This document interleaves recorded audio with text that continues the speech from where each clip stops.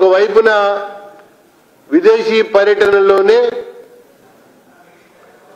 మూసీని పూర్తిగా సుందరీకరణ చేయడం కొరకు ప్రక్షాళన చేయడం కొరకు ప్రణాళిక రూపొందిస్తున్నామని చెప్పారు.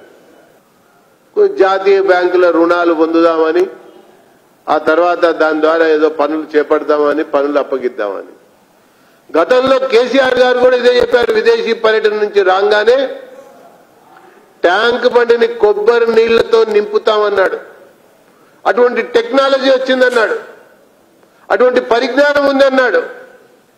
10 సంవత్సరాలు పూర్తయింది. ట్యాంక్ బండిలో కొబ్బరి నీళ్లు ఈ రోజు వరకు కూడా ఎక్కడ నింపలే.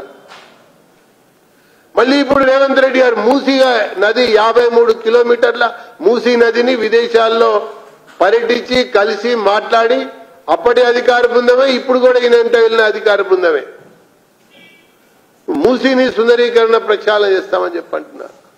అసలు ఆ ప్రభుత్వాన్ని ఈ ప్రభుత్వాన్ని నడుపుతున్నది కాంట్రాక్టర్లుగా పేర్కొంటా ఉన్నా. నేను నడిపిస్తున్నది కాంట్రాక్టర్లుగా నేను అభివర్ణిస్తా ఉన్నా.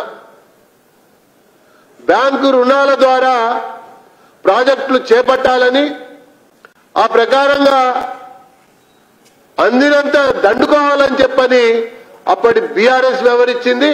ఇప్పుడు కాంగ్రెస్ కూడా అదే పందాలో పయనిస్తుందని చెప్పని నేను పేర్కొంటా ఉన్నా.